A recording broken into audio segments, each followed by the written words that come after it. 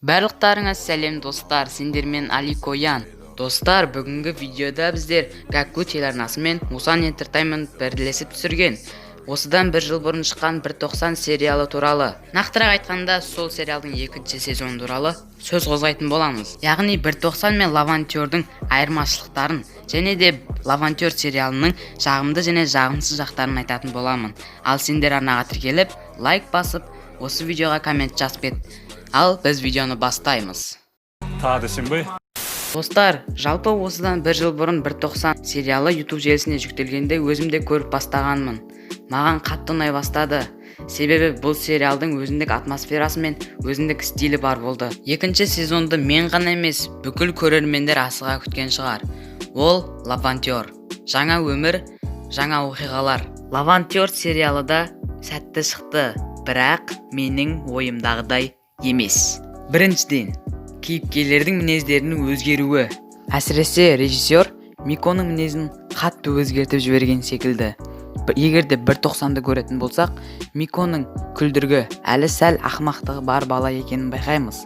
Ал Лавантерда қалай? Лавантерда бұрынғы Мико жоқ, мүлдем жоқ.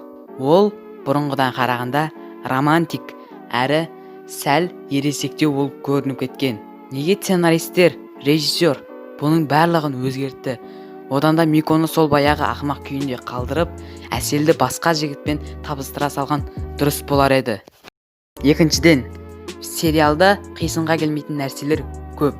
Бұл аса ауыр қателік емес, бірақ сонда да айту керек болып тұр. Ойлап қараңыздаршы, бір мектептің, бір сыныптың оқушылары қалай бір жоғары оқу орнына бірден түсіп кетеді, және де ұбт-ны өтірік белгілеген Луиза мен сабақты нашар оқитын Мико мен Джони қалай ұялмай қызармай сыдуда оқып жүр деп айтасың ғой енді. Ал енді жаңадан келген кейіпкерлер туралы сөз қозғайық. Әсел өте тұйық қыз екенін байқаймыз. Ол сериалдың басында өзінің тұйықтығын көрсетеді. Бұндай тұйықтығына қарап, мен Анели екеуінің тіл табысуы қиынға соғады деп ойлайтынмын. Бірақ жоқ. Олар бірден жан достар болып кетті. Осындай тұйықтығымен қоймай, оның бұзақы жігіті бар. Жарайды, Әсел 11-ші сынып оқиды делік. Бірақ оның бір рет болсын сабаққа бара жатқан кезін көрмедік қой? Әлде үйінде онлайн жатып оқып жүр ма? Біржан, сериалдағы жағымсыз кейіпкер. Мен соңына дейін Мико мен Біржанның төбелесуін күттім. Тіпті соңғы жақтарына қарай Мико мен Біржан төбелесейін деп жатқанда Әсел ұрсып береді. Осыдан кейін қызық басталады деп ойладым.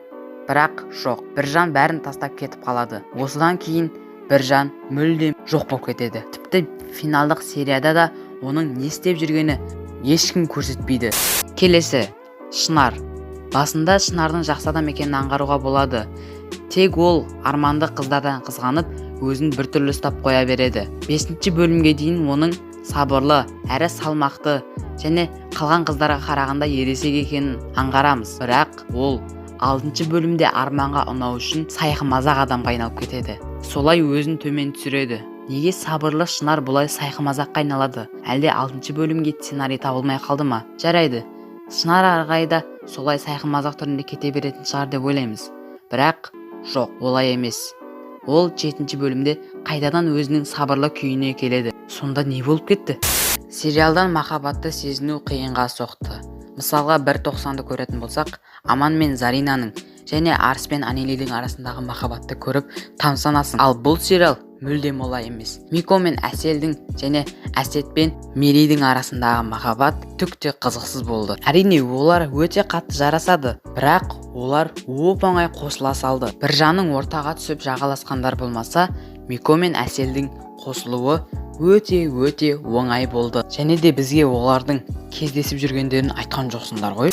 Сериалда арнайы бір атмосфера жоқ. Мысалға 190-нан мектептегі атмосфераны жақсы сезінуге болады. Мектептегі оқиғалар, мектептегі қызықты жағдайлар, бұның бәрі керемет.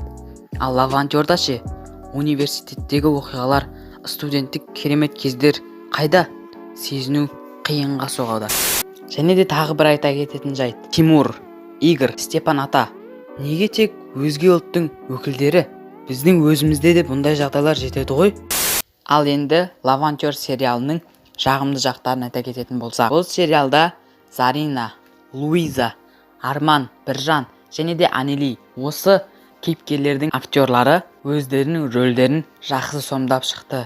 Сериалдың жастарға берер пайдасы мол. Мысалы, қазір елімізде волонтерлардың саны көп емес. Жастарды волонтерлыққа қызықтыру мақсатында осы сериалды түсірді деп ойлаймын.